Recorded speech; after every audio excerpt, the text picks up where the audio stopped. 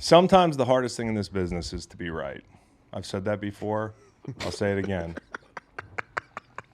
No, seriously, because you guys get to take your pot shots, and I'm talking to you. I know where you're going with this. I'm getting my wrestling promo on, but I'm breaking the fourth wall. You in the comments, and I've had a bunch of very we love having all the fan bases show up in the YouTube and everywhere, but like Fun. some fans want to be coddled. They want to be told that no matter what, your team's going to win. They're better than the other team. We're haters because we picked the game a certain way. I was told, watch the film. I watched the film. That's how I came to the conclusion this game would play out pretty much like it did. Now, was it going to be 23-20? Was it going to be 17-7? I don't know. But Chiefs in a low-scoring game, that's what we told you, and that's what happened. Yeah, it was a chess match. And it wasn't I wouldn't say it was a rock fight. It was definitely a chess match. And it was great quarterback play. Patrick Mahomes on the road was so much fun. With all that's at stake for his legacy, with all that was at stake for Lamar's legacy and the opportunity that he had to put a cherry on top of this MVP thing, beat Patrick Mahomes at home with your great defense, who, honestly, I'll give credit to that Ravens defense. They showed up. They played physically.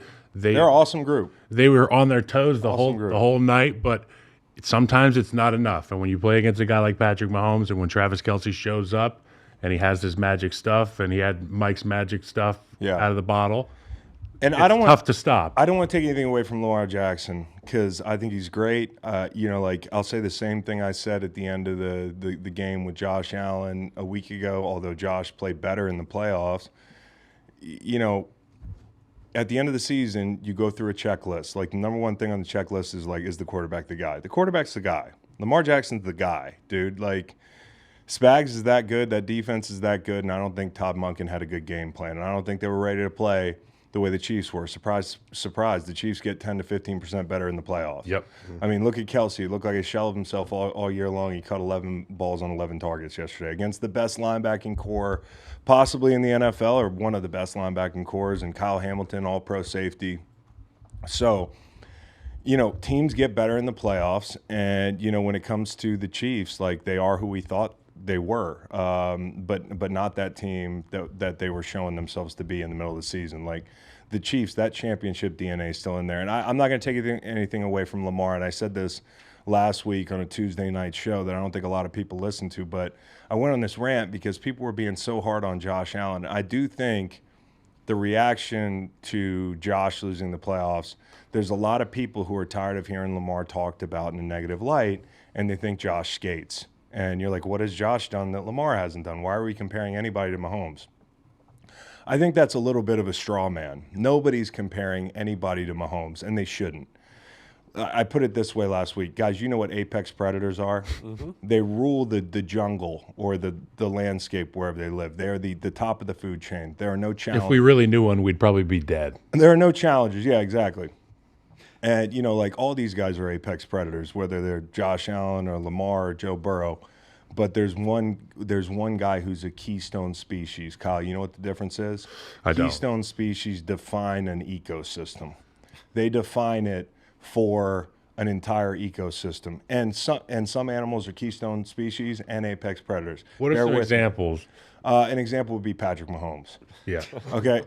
That's what Patrick Mahomes is. Patrick Mahomes is not only an apex predator like all those other guys, but the difference between them and Patrick Mahomes is Patrick Mahomes has defined an entire era of football. If you were born within a certain range of years and you had a gift of throwing a football, you grew up your whole life, you think, I could be him. I could be the guy. And the unfortunate thing is that Patrick Mahomes is alive.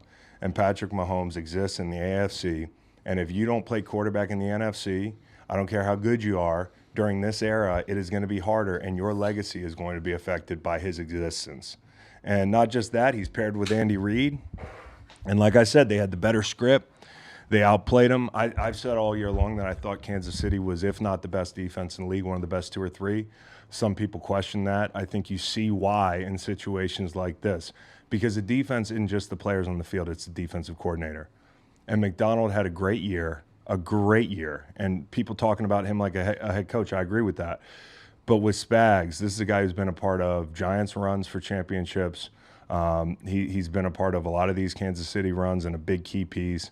And I thought yesterday his game plan was awesome. We said that they would blitz Lamar. Some people said Lamar's great against the blitz.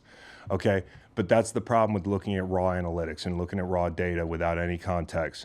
Okay, a blitz from Joe Blow coordinator is not the same as the pressures that Spags is going to dial up. You could see some of those pre-snap looks. He was presenting that offensive line and training eyes to a certain spot, and then rotating at the snap, bringing different guys. That's such a nightmare for an O-line, and I know it also puts pressure on Lamar. It does, and it put pressure on him. His completion percentage against the blitz was like 46, and they brought blitz 44% of the time. I think the biggest issue and the biggest head scratcher to me with Todd Monken, and we'll get to the Chiefs because they're the winning team, but those guys came out and they were afraid to run the ball. It was just the fear thing. It wasn't anything that Kansas City was doing other than just playing. And it wasn't a reaction to anything. It wasn't like, oh, they're loading the box, or oh, they're getting in these fronts where we just can't run in these fronts. Like the way it was described to me, if Baltimore wants to run the ball, they're going to. Okay, first play of the game, Tranquil, great edge, right? Then 3rd and 1, they stack them up, and you're thinking, oh, they might actually stop the run. First play out of the half, and you didn't see power for like a while, and they ran power the second possession, I think, after they picked up a conversion. In plus territory, they run power for like 14 yards, and they don't come back to it. They came back to it out of the half, and if you remember, Justin Reed, who played really well, came down and suplexed Gus Edwards for no gain. The very next play, they go jet sweep. McDuffie knocks it down. The Chiefs are a really tough matchup for this team because they have guys out on the perimeter who can tackle. So you get guys in space, you're not as worried about it. You saw that pop up at different points of the game where it's like they got guys down in space, and then they have the guys to cover. So late in the game, when they started playing more one and they started giving them more matchups, Lamar could not take advantage of them outside the numbers. And I thought their biggest matchup advantage in the second half would have been Justice Hill because they were down Willie Gay and because of some of the speed that they lose there. But the problem was that Spags turned that into a matchup advantage for him. On one possession alone, he blew two protections. Not MEs, but he's just not that guy. And Justin Reed had a sack on 3rd and 9, and so to me, it was just a masterclass on defense in bringing pressure, keeping things in front of you. And when they didn't keep things in front of them, Kyle, when the Ravens actually did something, they shot themselves in the foot. And that leads me to the most important part of this thing. Kansas City Chiefs are a more disciplined team. If you're sitting at home talking about the calls, I need you to take the pacifier out of your mouth and grow up, because calls go in one team's direction every game, okay? Teams find ways to not put themselves in a position where they're going to get penalized. This is what they mean when they say teams know how to win, right? Teams know how to win. Not fuck up. And listen, like, you can go down the list of them. Like, there's the Millette hold that leads to the Kelsey touchdown, the Kyle Van Noy roughness, unnecessary roughness, the Travis Jones roughing. Like, these are plays that the Van Noy thing, I heard guys in the room were like, well, they're going to just get the third guy. I'm like, when have they not gotten the third guy? When 5 seconds after the play, Kyle Van Noy walks over and headbutts a guy, like, that's going to be a flag. And, the Chiefs at that point are not hurrying up. Baltimore gave them momentum to where they wanted to go put a drive together before the half. The taunting thing, L'Jarius Sneed, I'm obsessed with the guy. The fucking guy gets Zay Flowers on the ground. Okay, you always talk about live to fight another day. That's why you live to fight another day. Making that tackle alone was the difference. With all that space. With all that space. That's a lot of real estate for that young buck to have the football. Yeah, dude, getting him down and then Zay Flowers being a dummy in that situation and taunting L'Jarius Sneed. Like, when you say act like you've been there before, like, act like you've been to the playoffs, act like you've made a play like that, and then Sneed getting the ultimate get back on the goal line. Oh, my goodness. I think it sucks because in that play, if you look at it, I don't think he meant to hit him with the ball. I think that's why the flag ended up getting called for the taunting. It's the But flex. did he mean to push and, him? Did he mean to push him? Did he mean to stand over him? I don't know if he was pushing him off, like they let guys go. But Somebody said might be Chris's worst take ever. What have I said that is not objectively true in this breakdown? This is all real. Grow up. You want to know what's also Grow true? up. How about red zone attempts, and interceptions. So like that's a real thing that maybe you guys can work on as an organization. Just call it one both thing that the sides, Chiefs please. don't have to work on. Is there an Which age- we're pointing out should be an that age the limit penalty on this thing chat isn't room. an issue. If you're a minor, get out of the chat. No minors. No minors We're in the swearing in here. chat. No minors in the chat. If you think the difference in that game was the calls, they play that game 10 times, the Chiefs win 7 times. Forget about playing it at Arrowhead. We knew exactly how the game would go, and it went that way. It went beat that way. themselves, though. They beat themselves. They And beat it- themselves, And they weren't as Here's good. my thing, like the game as plan good. wise is just you go out and you get Odell Beckham, like for what? The Like, miss for- hold. How like, about for a fucking? what? How about the leg whip on Chris Oh, Jones? and We backed could go up. back and forth. We go back and forth all game. That's a safety, isn't it? We can go back Penalty all, in that spot? We can go back all game. We can do this in any know of the the rules. games. But y'all are complaining about calls, and not all y'all. All I'm saying is this: the better team, the more disciplined team, the team that gets 10 to 15% better in the playoffs. The Ravens did not get 10 to 15% better in the playoffs. They won that game.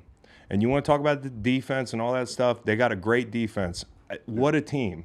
Yeah. This scared that all week, bro. I was on the Chiefs all week. I was having dreams about the game. I was so nervous about the game.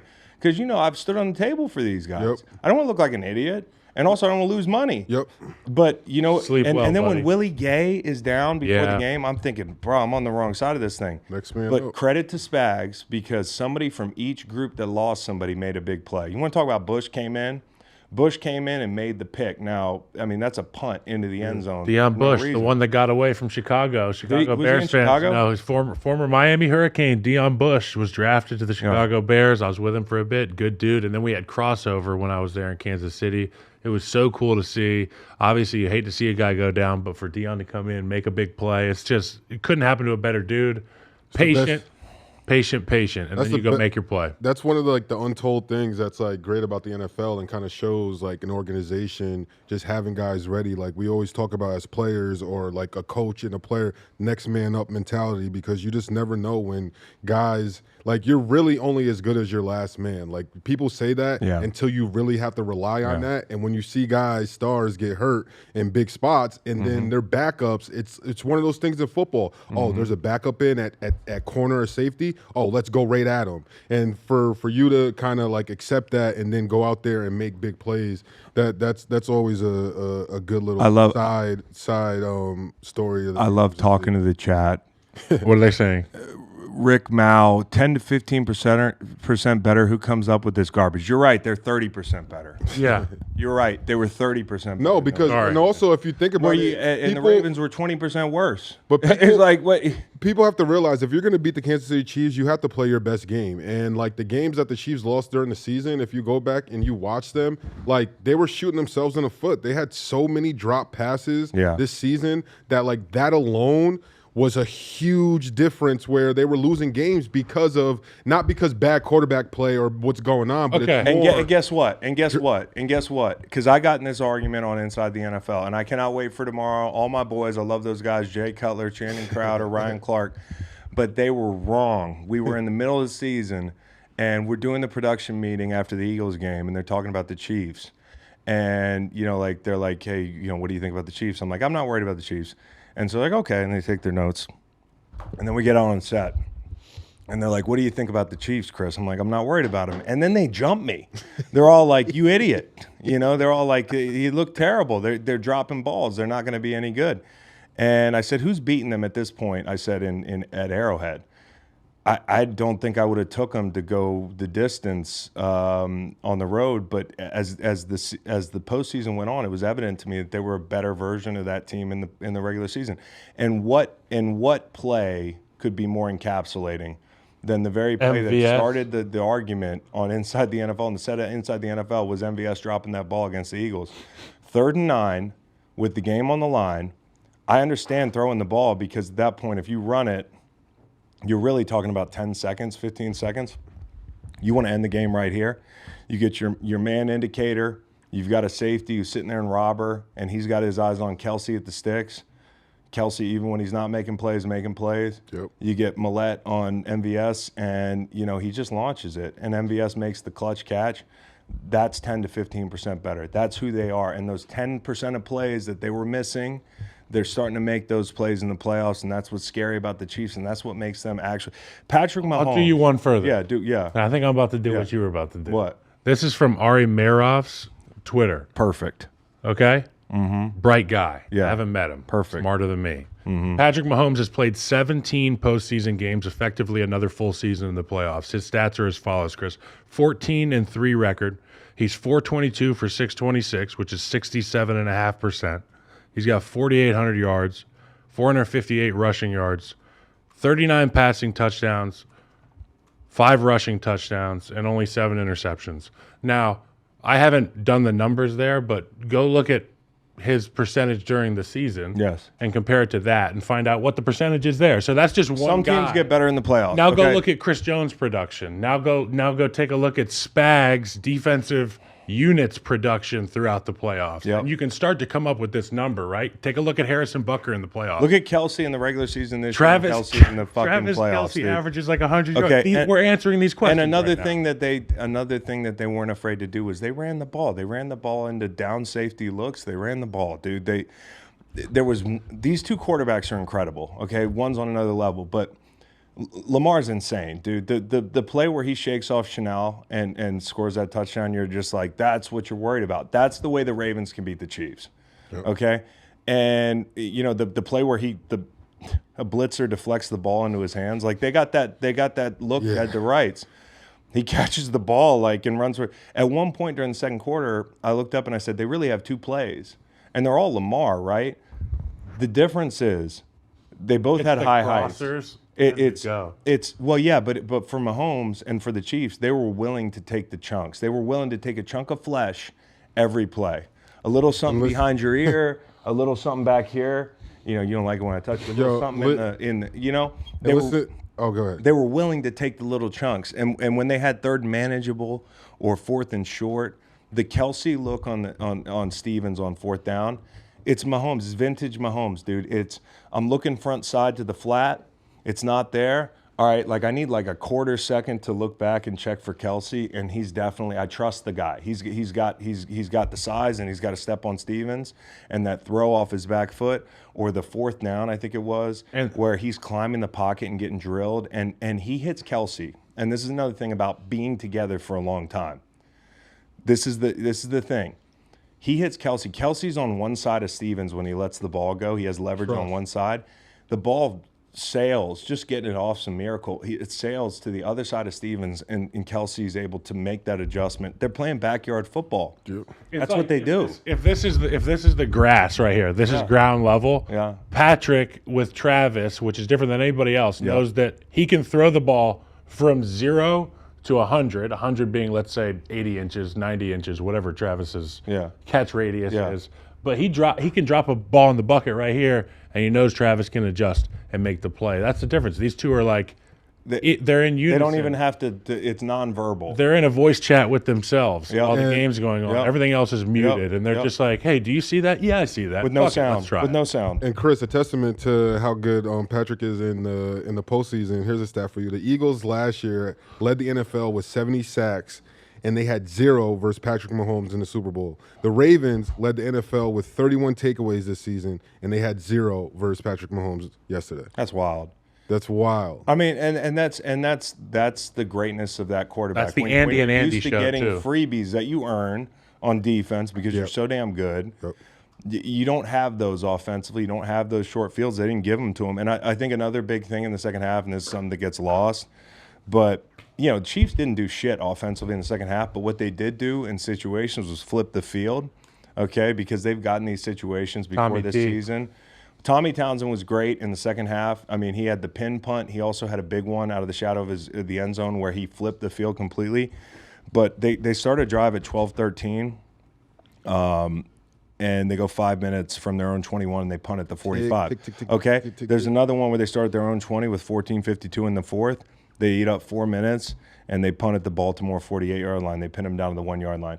So these are big plays or big drives that don't end in points, but they're huge drives when you have a 10-point lead in a low-scoring game. It's a war of attrition. It's a war of attrition. They understood the game. They understood the assignment. That's why they are who they are. And I think for Baltimore, the thing that sucks is if not when, if not now, when?